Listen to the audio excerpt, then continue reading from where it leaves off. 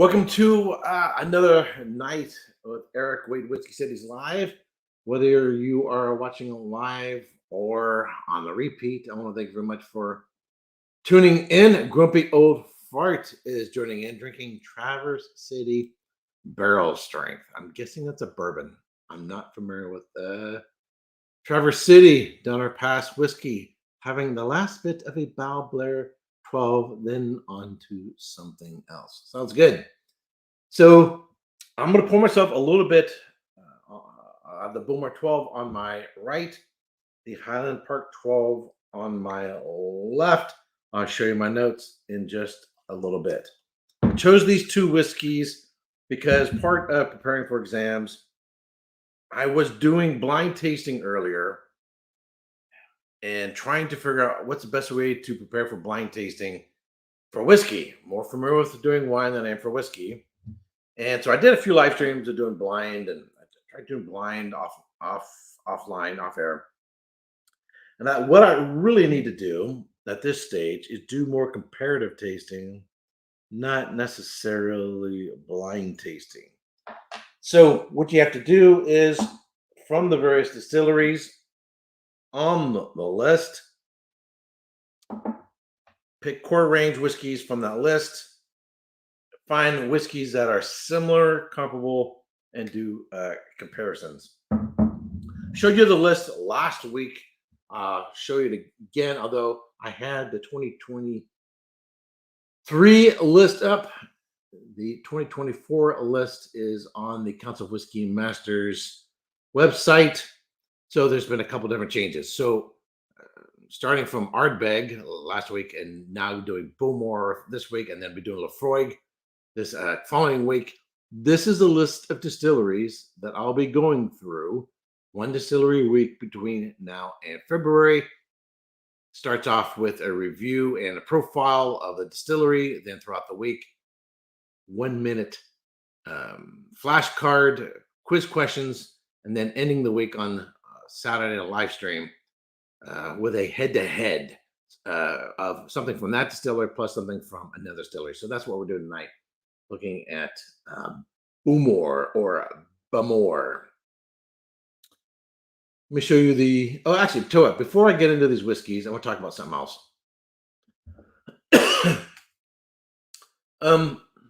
When I had Siddharth on, and I've mentioned before in previous live streams, talk about the movie Psalm. Psalm came out 10 years ago, 2013. We're now in 2023. And the movie came out a few months before I started studying for the Quartermaster Sommeliers. And it coincidentally, one of the chief person guys in the documentary, in the movie, Ian Cobble, ended up becoming one of my instructors, and I studied with Ian Cobble and a couple other master somms for 18 weeks to become a certified sommelier with Quartermaster Sommeliers America. That movie, and Siddharth said this, and when we did a live stream together, is more than just a movie about wine. It's a movie about motivation, about having goals, and doing what you got to do in order to achieve those goals. And I love real stories like this. Whether you're talking about an athlete, talking about somebody who went to Mount Everest, whatever the goal is, particularly when the story involves obstacles and extreme challenges to push yourself. I have an acquaintance. He is an advanced sommelier. He was in an accident, and he's now in a wheelchair. And he didn't let that keep him from. His name's Yannick Benjamin, and he didn't let that keep him from doing what he wanted to do. And he's still a sommelier, and he does some fantastic work out in New York. That when there's these obstacles that come in front of you, you meet the challenge, and you suck it up. You do what you got to do in order to make it. There are three things. I got a sneeze coming, unfortunately. Tis the season to be sneezing. The allergies are kicking in. There are three things that I've observed related to this issue that can keep people from succeeding. One is you have to know yourself. I mentioned this when I had Siddharth on. Temet Nasce is the Latin. Know yourself. People can deceive themselves into thinking they can be something or do something that they can't. Um, when the early years of American Idol, they quit doing it, but they would have these episodes where they'd bring on people who just could not sing to save their life. They're like nails on a chalkboard. But these people, they had this fantasy of making it an American Idol and singing, and they even had a lot of them had their parents or whatever, or even a music teachers telling them, and they go up there, and so when they were rejected, they absolutely flip out. And what's sad is American Idol then would take those clips, and you can still find probably still find them on YouTube, and people would laugh at them, and they became a form of entertainment to look at people's failures. And I don't like that because I would just cringe watching these people who can't sing, but in their head they have this fantasy. All right, so people lying to themselves, people knowing you get to know who you can trust, whether they're going to tell you the truth. People because they love you can have a blind eye. Parents, particularly. Oh, you're the greatest, dear. Well, no, you're not. Sorry. Uh, you're special. I know. Um, but people want to say, here's areas you need improvement on. This is what you need to work on. Here's what's keeping you from succeeding. Somebody who's willing to tell you the truth. And in the Court of Master Sommeliers, you have good mentors. Someone's going to tell you the truth. Someone's going to encourage you, but not baby you and tell you the truth. And here's what you need to work on. I was told before I passed the Court of Master Sommeliers that they were concerned that I would not pass because of the issue of service. The issue of service. Because previously I was not doing really well in the practice exams. So I buckled down and doubled down on practicing service at home, and so that I could pass. And then I remember it was Eric and Trinken. When just before we took the actual exam, he said, "Wow, amazing improvement." So someone's going to tell you the truth, what you need to work on. But secondly, doing what you got to do in order to make it. I want to show you. I just finished watching this movie. This is a movie just posted on Amazon Prime. If you have Amazon Prime, called A Million Miles Away. It's about Jose Hernandez, born in Mexico, grew up as a field worker, and his burning desire since he was a child was to go to space, to go to outer space. So if you have Amazon Prime, I highly recommend watching it. This past week, they showed it in the theater at NASA Ames at Moffett Field. This guy didn't make it into the program until after he had been rejected 11 times. 11 times he had been rejected. He had the tenacity to do what he had to do in order to make it. Hey, Jimmy Jazz, thanks for tuning in. He had the tenacity to do what he had to do in order to make it. And he had a wife who was supportive and who believed in him. And they had ended up having over the years, I think it's like 5 kids, I think. And she believed in him. And he goes through these really tough times after rejection and rejection and rejection and rejection and rejection and rejection. You get those sort of cut and paste rejection letters. And then finally, according to the movie, the 12th application, he actually went to NASA in person and submitted by hand. And that says something about it, that made him stand out with all the other in comparison to all the other candidates.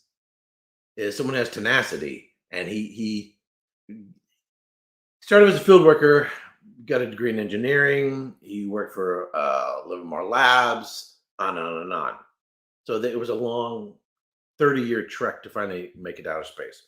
So if you have Amazon Prime, I highly recommend the movie, even if you're not interested in NASA or the astronauts and the current Artemis mission, which is the current mission to return out of space. I highly recommend checking out this movie, and hopefully are inspired by it.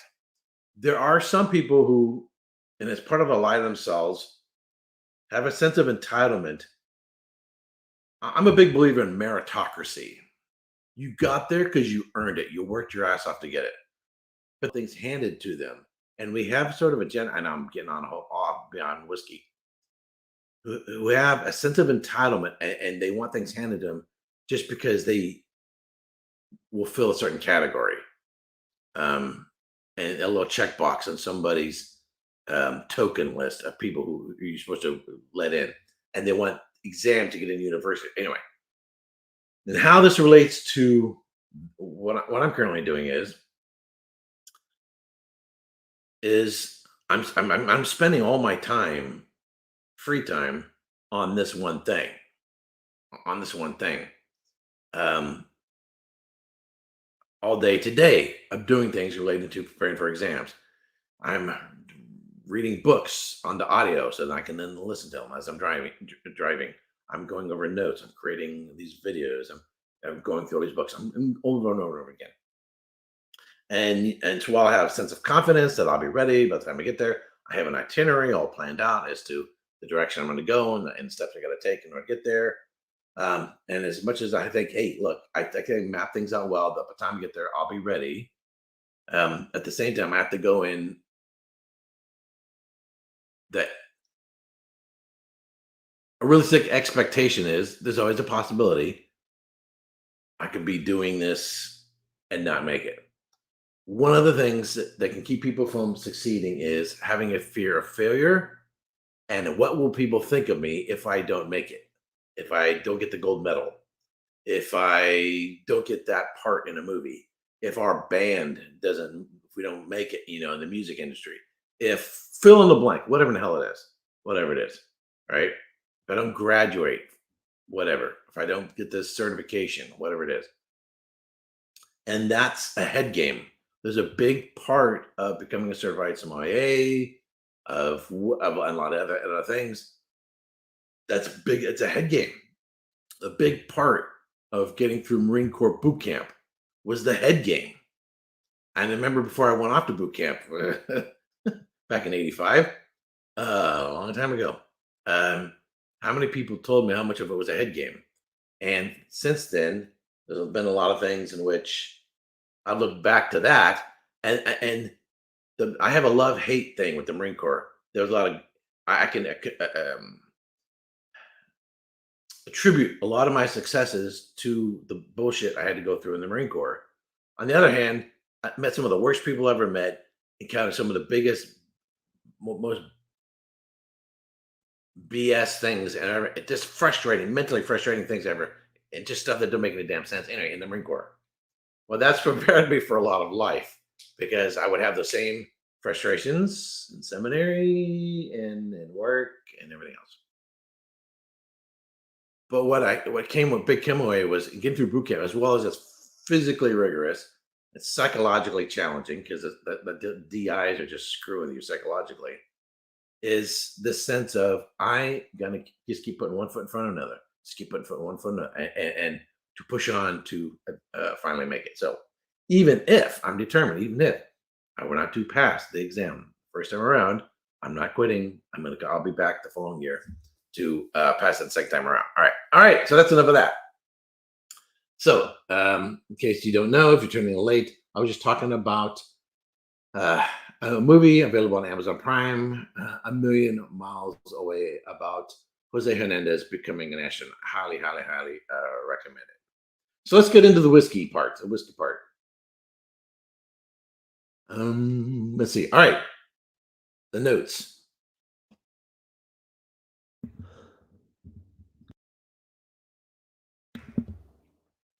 So we have a 12-year-old from Bowmore and a 12-year-old from Highland Park. Bowmore peated at 25 parts per million. Highland Park, 20 parts per million. Of course, this is somewhat relative because this is pre-fermentation. A lot of the peat sticks to the husks, and you lose it during the mashing process. And then there's fermentation, of course, distillation, and then how you do your cuts. So a whiskey that started off 25 ppm or 20 ppm, by the time it makes its way into the bottle, it may be as low as 8 ppm. And the same goes for if it was at 55 p.m., like an Ardbeg. By the time it gets down to being in the bottle, it may be only 15 ppm. But most producers don't tell you what the ppms are when it goes into the bottle. All right, so the Bowmore is 40% ABV, and the Highland Park is also 40 ABV. Just double check on that. Nope, sorry. Oh, no. In the UK, it's 40 ABV. The one I have is 43% ABV. So, depending on where you're at, yours might be 40 or 43. The one I have is 43. Price, again, this is relative depending on where you live. In my neighborhood, the Bowmore is $53 and the Highland Park is $46. So if you didn't see it, I did a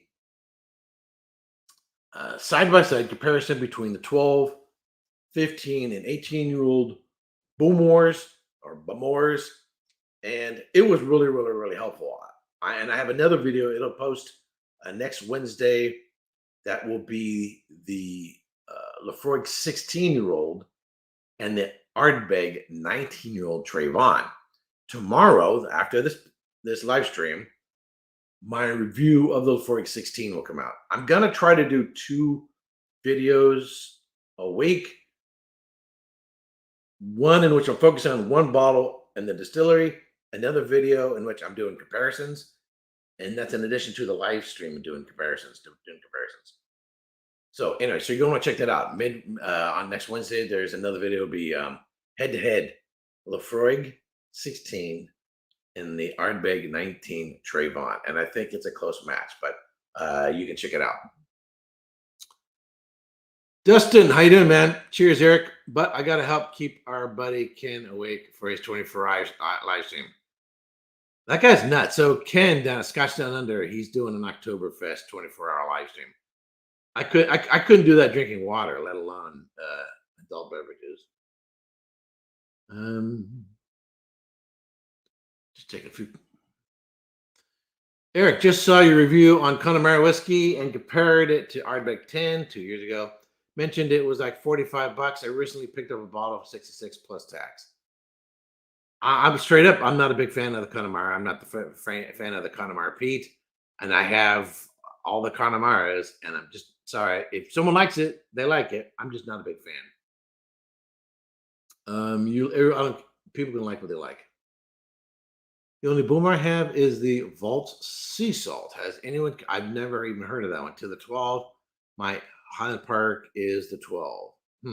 I'm not familiar with that one. I'm guessing that was a limited release.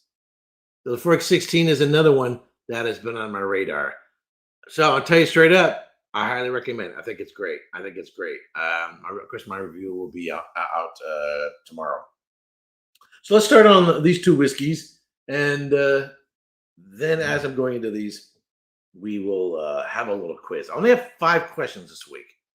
Did 5 during the week, I believe, and then 5 during this quiz. So visually, as you saw in the notes there, I picked 2 whiskeys. The closest comparison to a Bowmore is the Highland Park because, as you saw there in the ppms, they're pretty close. Both I would generally describe Highland Park and Bowmore are moderate peat and well integrated, and they focus on sherry casks. So that too, I mean, just those general descriptions right there makes it a really good comparison. And then, of course, looking at the ABV levels. I'm going to show you these. I should have taken a picture ahead of time. I didn't think about it. That is the Bowmore, sort of a copper color. It looks darker on the camera than it does, I think, here. Highland Park, same color, but I don't think they use any E150. I'm gonna go back to my notes real quick.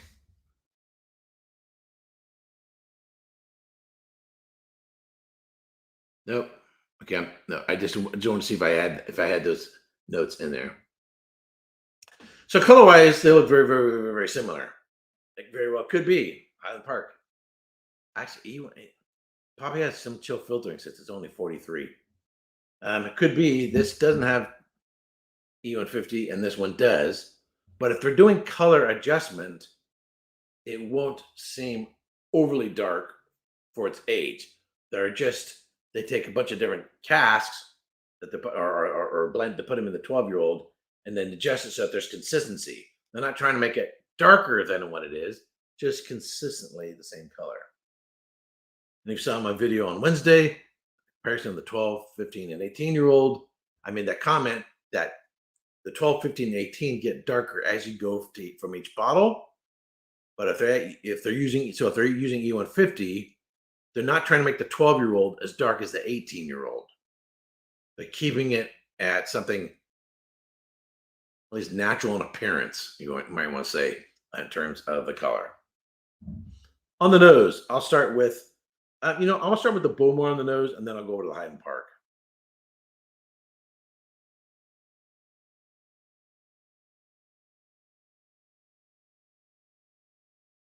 Character is more fudge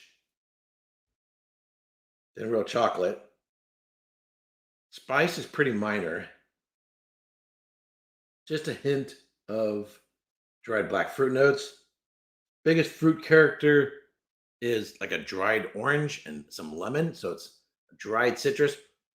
If you were to take a Christmas cake and then just pluck out some, like these little chunks of dried fruit in it, pluck those out and then taste them. Christmas is coming up. So if you get a Christmas cake, pluck out some pieces of fruit, and then just taste that little piece of fruit out of the Christmas or panettone roll.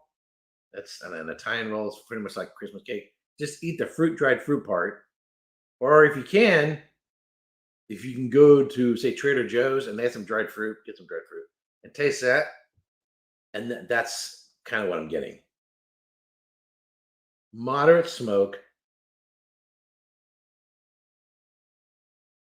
I'm getting something now I wasn't getting earlier.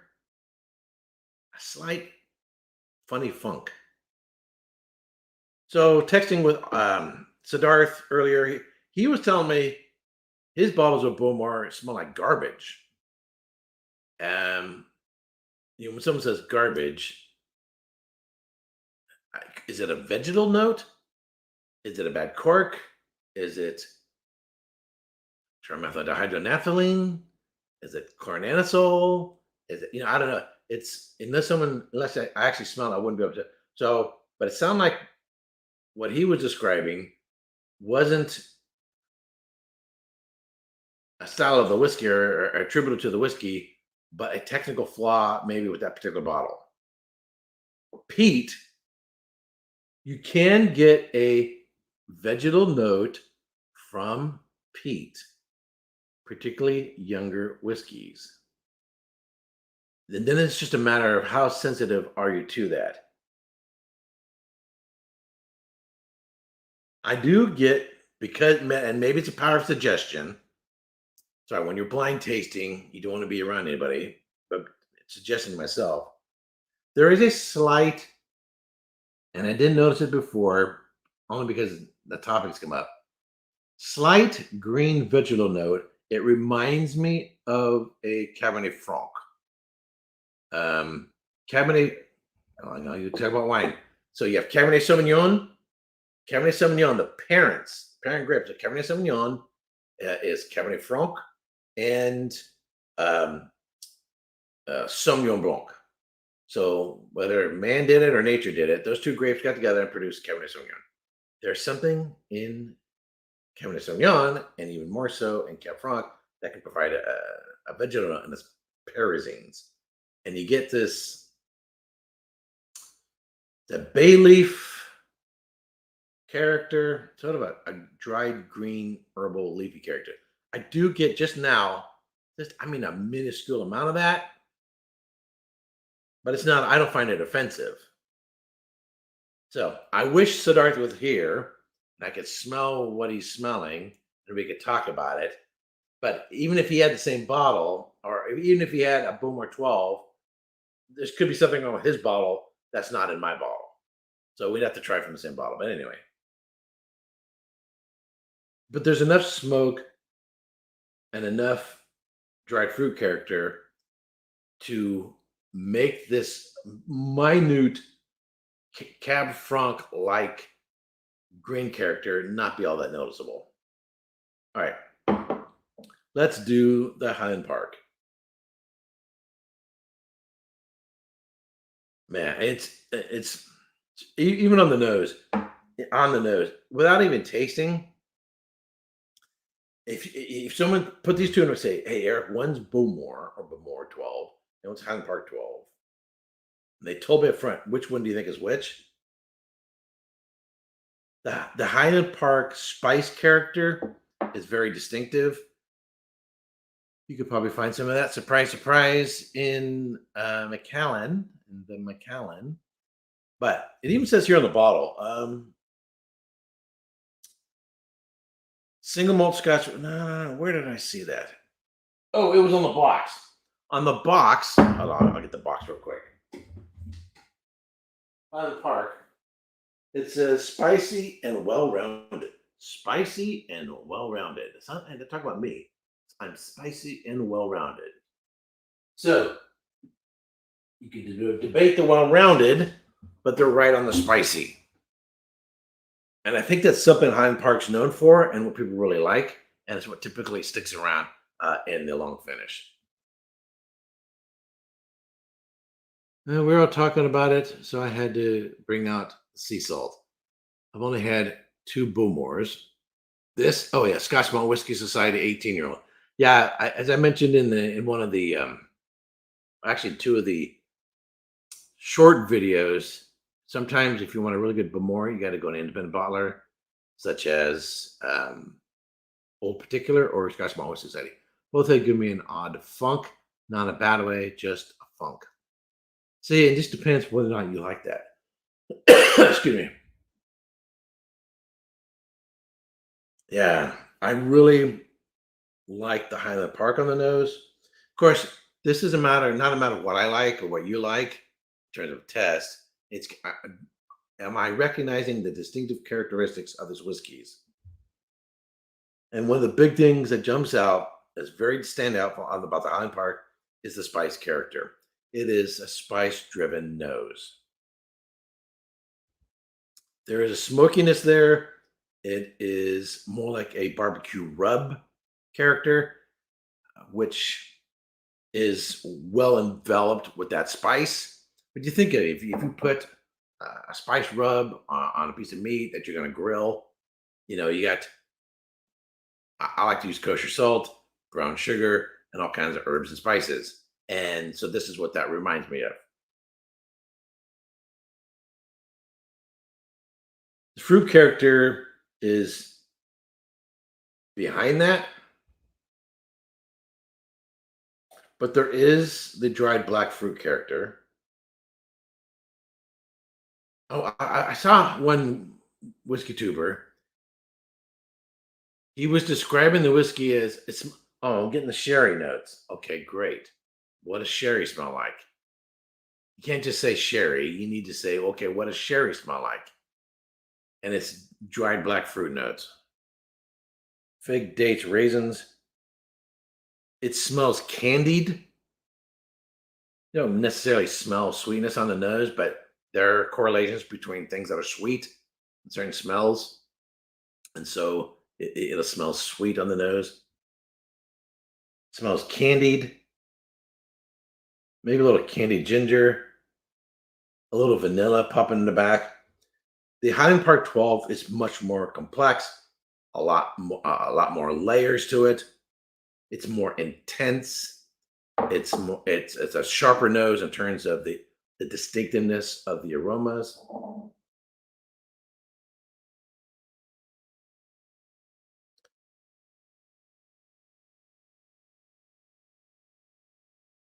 But I would also say the Boomer is a little bit more Isla like.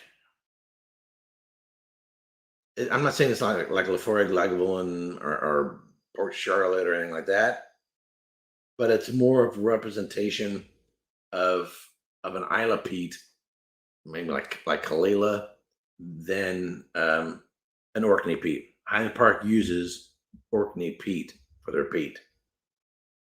All right, on the palate.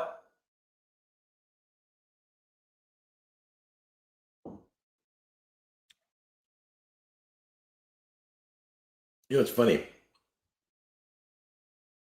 I'm wondering if I would be smelling and tasting what I'm smelling and tasting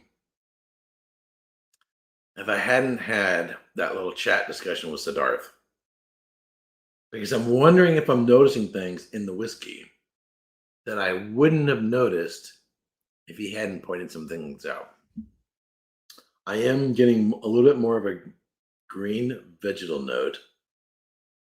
I think with a funk, and I think it's very possible that maybe that's what he was referring to, is what he thinks garbage smells like.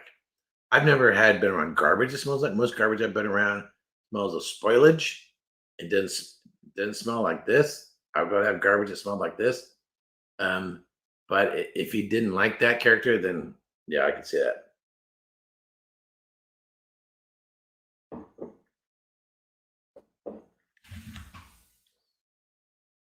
Pretty much the same front, middle, into the finish.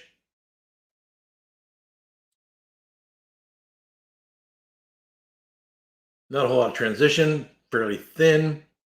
Definitely showing low ABV. Tasted blind. I wouldn't put it any higher than 43. Of course, this is at 40. Lemon lime on the palate. What is sticking around is a slight ashiness, modern dried fruit character, and that green vegetal note. But it's just a waft of green vegetal note.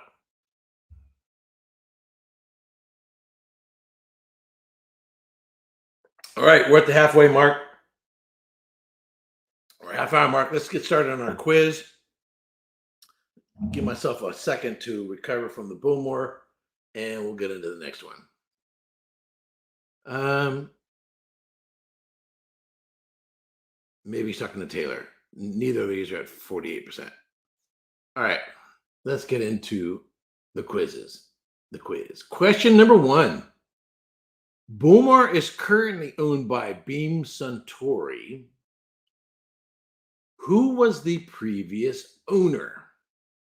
A. Distributors Company Limited, or DCL. B. Pernod Ricard. C. Stanley Morrison. Or D. J.B. Sheriff and Company. So, who did Beam Suntory buy the distillery from? Did they buy it from DCL, Pernod Ricard, Stanley Morrison, or J.B. Sheriff? And Jack says B. Does anybody venture to guess? All righty.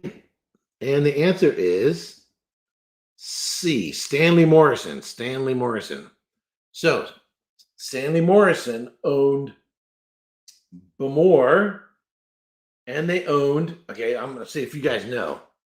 What was the other distillery that they owned that was also bought out by Beam Suntory? And maybe you don't have to spell it correctly. There's another distillery. Who did they previously own? And they bought them about the same time. They bought Bowmore and they bought this other distillery. What is the other distillery? There's actually three that they bought.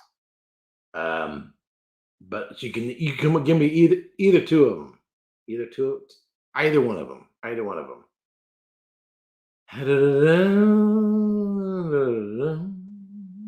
Wow, everybody! I think everybody's drunk or passed out or not paying attention. So the other distillery was Auchentoshan. They also owned Auchentoshan Distillery in the Lowlands. No, then yes, they later bought. So no, who did Morrison own? Who did Morrison own? Yes, Beam Suntory bought Lafroig, but Lafroig wasn't owned by Stanley Morrison. They bought Glengarry from Morrison, and they bought Auchentoshan from Morrison. But yeah, they did buy Lefroy, but that wasn't previously owned by Morrison. All right, let's go on to the next one. So Beam Suntory owns Glengarry, or like spelled like Glengarryoch, the Eastern Highlands. All right, next question. The name Bowmore may be derived from a Nordic term spelled Boghamor, probably Bogvor, I don't know, which means what? A, small promontory, B, sunken rock, C, wet marsh, or D, burning peat. So Duke chiming in for the last answer. Yes, Glengarry. What does the name? Is there a lag that people aren't saying this? I don't know. What does the name Bowmore mean, or potentially mean? There's two different possibilities. I want to put one of them up here. Got a C, a B, a C, a B, a C, B. Of course, by this time, someone could have just Googled it. If you're fast on the Google. And the answer is sunken rock. Sunken rock. So Bowmore could come from a Nordic term meaning sunken rock. I will go on to question number 3. But before I do, I want to take a sip of the Highland Park. Again, much more spicy, more acute, dried black fruit notes. Both of them a slight salty note. Much more of a distinctive sherry character on the palate.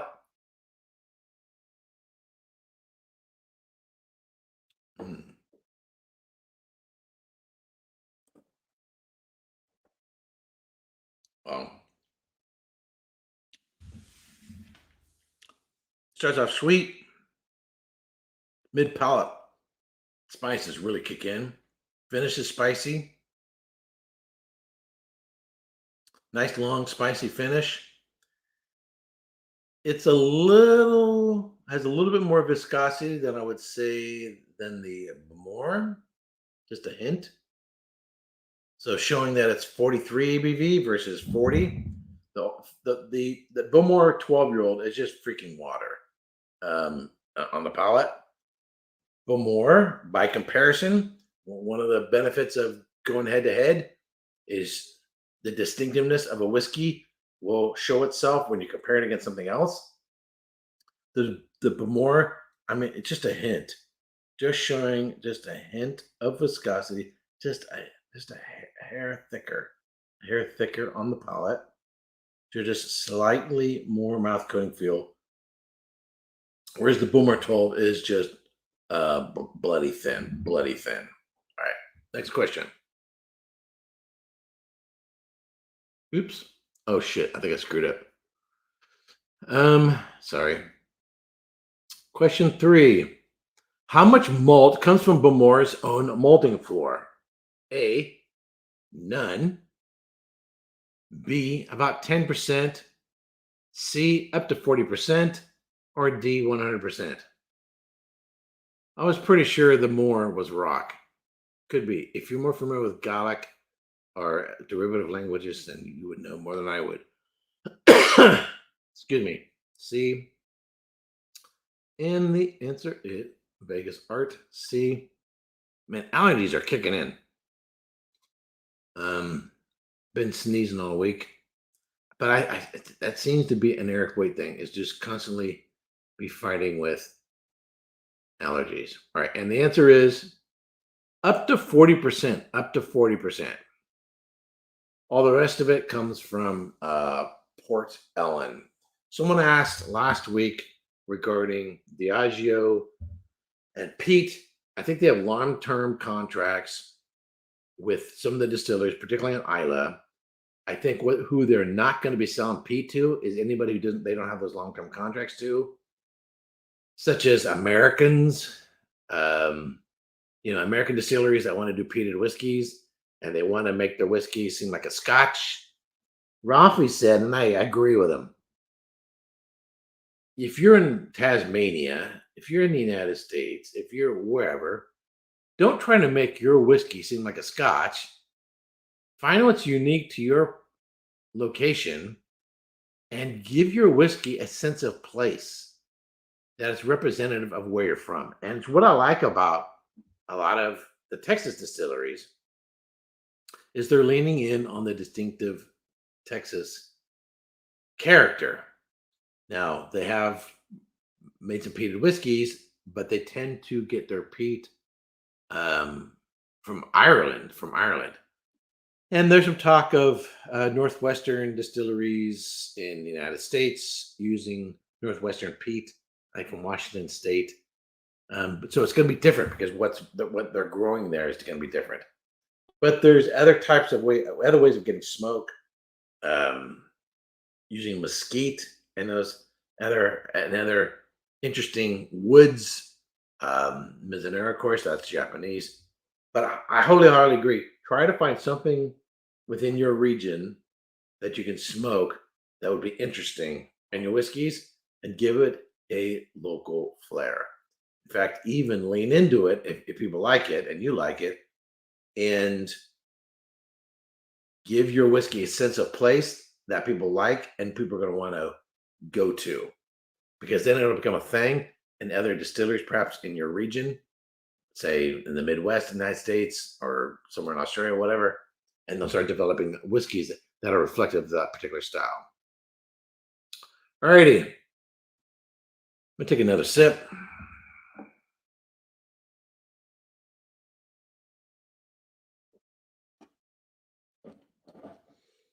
Now, if this wasn't Bowmore Week and instead was Highland Park Week, is there anything on the mainland of Scotland that is kind of like Highland Park? Or on Isla? There's nothing on Isla like Highland Park. I'd have to give it some more thought. Is there anything being done in the islands, Western Islands, that's being done like this? Not that I can think of. I'd have to go head to head and try this in comparison to the Glendronach 12-year-old, the Glendronach peated whiskey, and see if it's similar. Right now, I'm going to give up on this 12-year-old Bowmore. What I'm going to do, I'm going to get me another glass.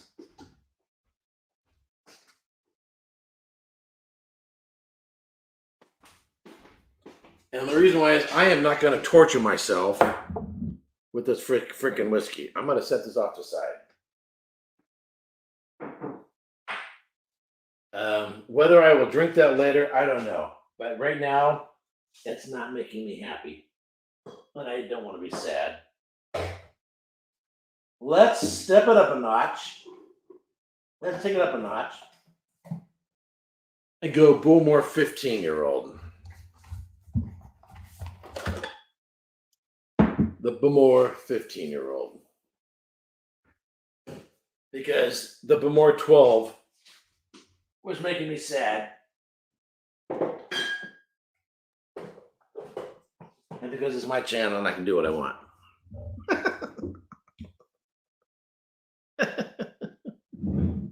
Man, no contest whatsoever.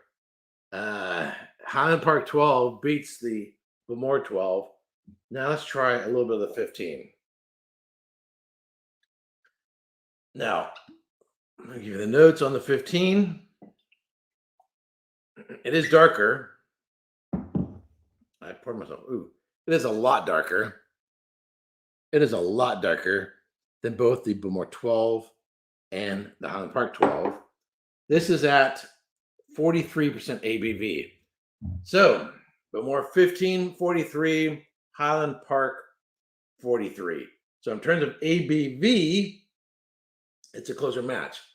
However, 3 more years on the Bowmore than the Highland Park. I'm going to look up the price because I don't remember.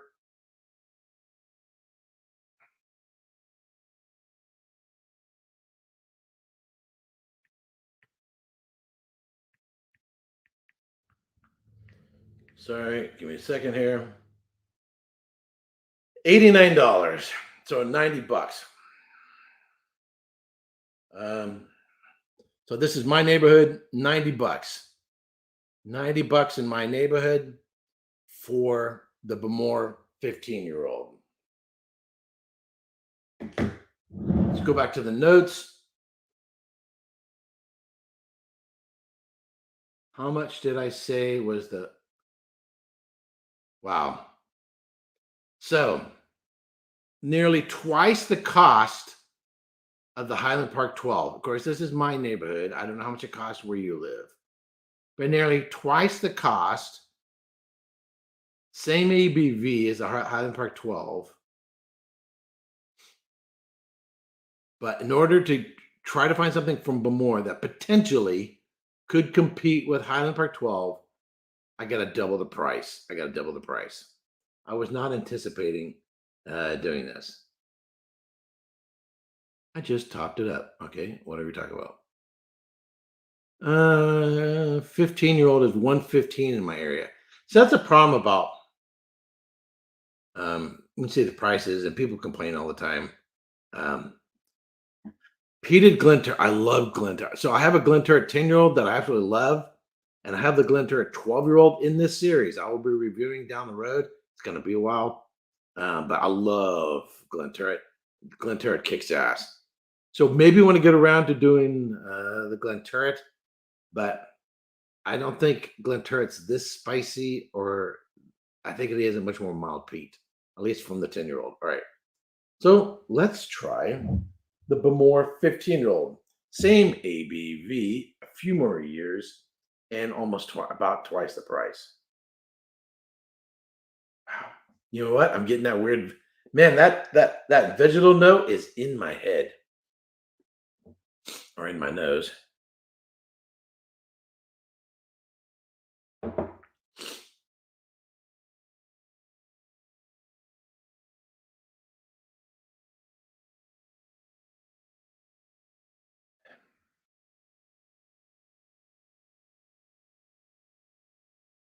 It doesn't have the spice of Highland Park. A little bit more intense, dried black fruit notes, moderate peat smoke, slightly ashy. That weird green note went away. Fudge on the palate.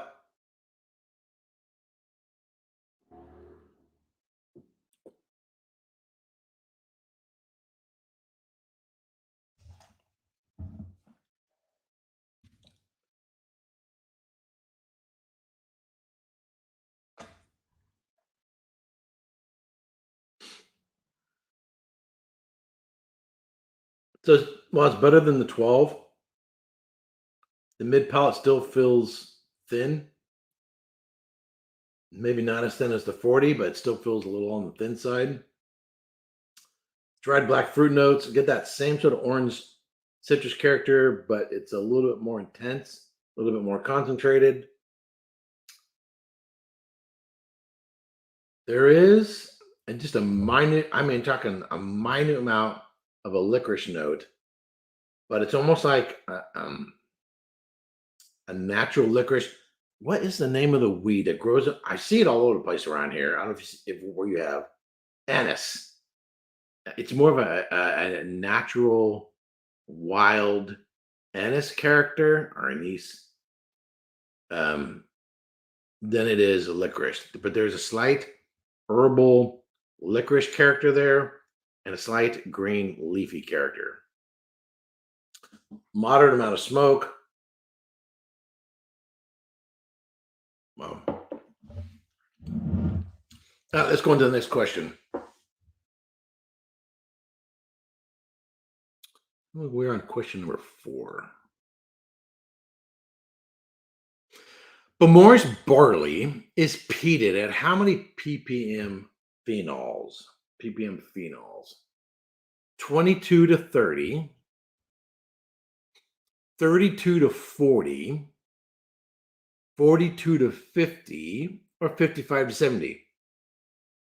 Now, if you can get a relative equation between what you're smelling and tasting and what that would correlate to what most likely is the level of ppms that the peat was at before fermentation, and if there's somewhat of a consistency as to how that translates, then just from tasting, you should be able to retro engineer the whiskey and get in the ballpark as to where you think it is in terms of what do you think the peat is?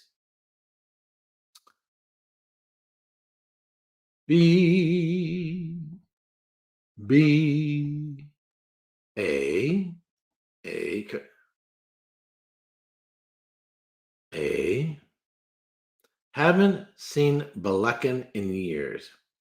I have a bottle of Balakan, and the answer is 32 to 40, 32 to 40, or so they say. Balakan is interesting. If you're not familiar with Balakan, Balakan is the peated wing of Edwardhour, and I have where the hell is it? Here is the Balakan. Oops. Most likely, if you can find the Balakan, this is the one you're going to find. This is very dark, dense, and broody. Dark, dark, dark peat. Very heavy duty peat. I have two bottles of this. This is a special bottling. This is the Balakan Burgundy cask, 12-year-old. I have two of these. This one's probably half empty. The other one's completely full. And I got these from Mark over at Scotch Four Dummies. These were bottled for a store out there in Indianapolis. I think the store is called Table and Vine. Anyway, but those are fantastic. I mean, the Black and Burgundy cask is fantastic. Back to the Highland Park.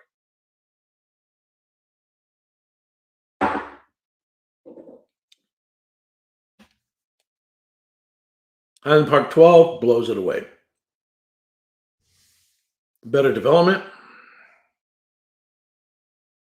Just an overall more pleasant character. They sort of concentrated and distinctive dried black fruit notes, a little bit of saltiness, a little bit of herbalness. So you got sweet, savory, spicy, smoky, and sherried. It's hitting all my S's. It's got a better finish. The Bowmore 15, of course, this is somewhat subjective, is I did notice, it's kind of weird how I didn't notice it before. That slight leafy character. I don't hate it.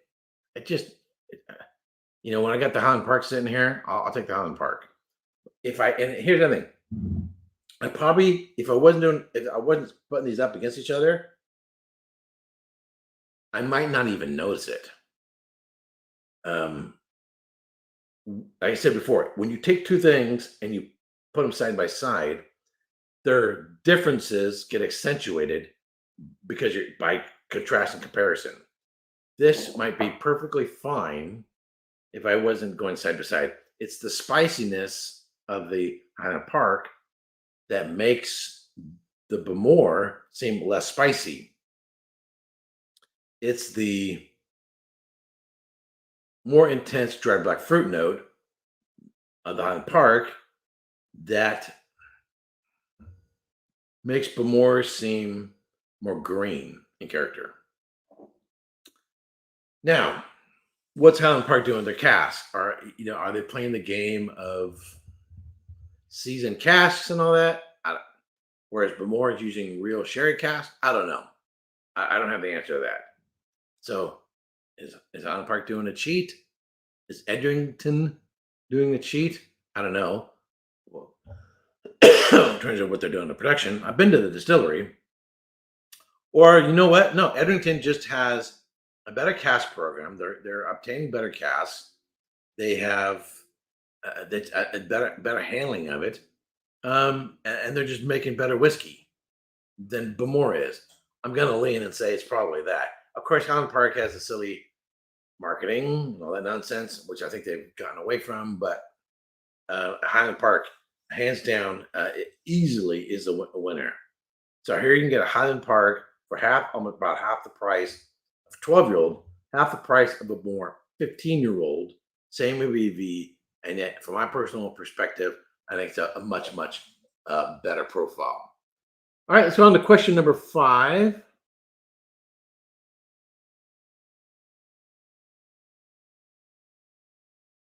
Just reading some of the comments here real quick. All right.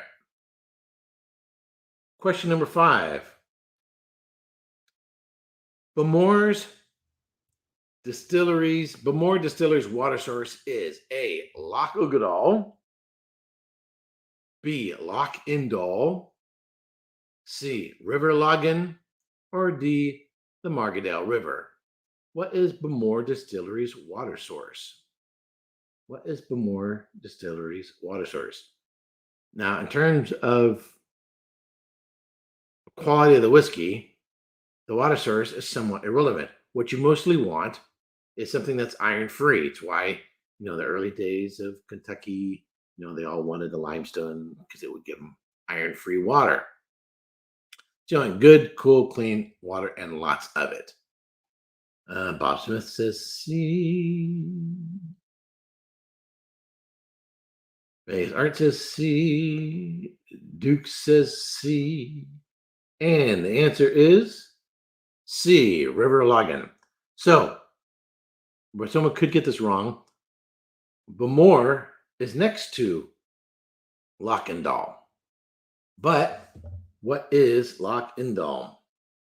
I'll show you the map. See where on the map where Bowmore is located? I wish I could zoom in. I don't have the ability to do that. See that space that opens? It's like a bay. Just to the left of the red dot on Bowmore, that is Loch Indal, but that goes out to the ocean. So technically, it's not a lake the way we think of a lake as a body of water completely surrounded by a land with maybe rivers coming out of it or into it. But they call that little bay of water there, they call that Loch Indal. But they're not getting the water out of the ocean because that would be salty water. So, all righty.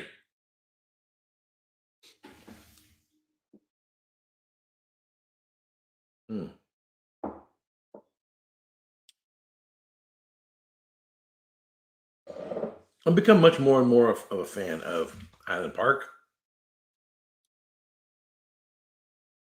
Probably one of my favorite, and the quality price ratio, because I think it's still under $100, is the cask strength, Highland Park cask strength. It's a non-age statement, and I reviewed one a while back. I think it's under $100. Let's see what I can get it for.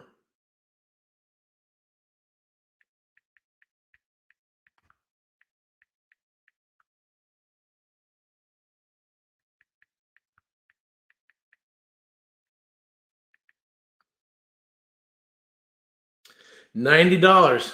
$90. Yep. So, $90. $90. And that's about the price of this Bowmore 15. The Highland Park at half the price already blows it away. The cask strength, it'd be like, Mike Tyson going up against Peat. It would just be a slaughter. It'd just be a slaughter. All right. So we're coming up to the top of the hour. I want to thank everyone for tuning in, either on the replay or watching live. Again, tomorrow, my review of the Laphroaig 16-year-old, and then a head-to-head on Wednesday between the Laphroaig 16-year-old and Ardbeg 19-year-old. I want to thank everyone for tuning in, and we'll be back here next week. We'll be looking at Laphroaig 16. No. Hold on. We're doing Laphroaig 10-year-old versus Port Charlotte 10. I've done Port Charlotte 10 against Ardbeg 10. We're going to go Laphroaig 10 versus Port Charlotte 10 next Saturday. Really curious to see how that one comes out, because that's going to be an interesting match. All right. Have a great rest of your weekend, and until next time, Slanja.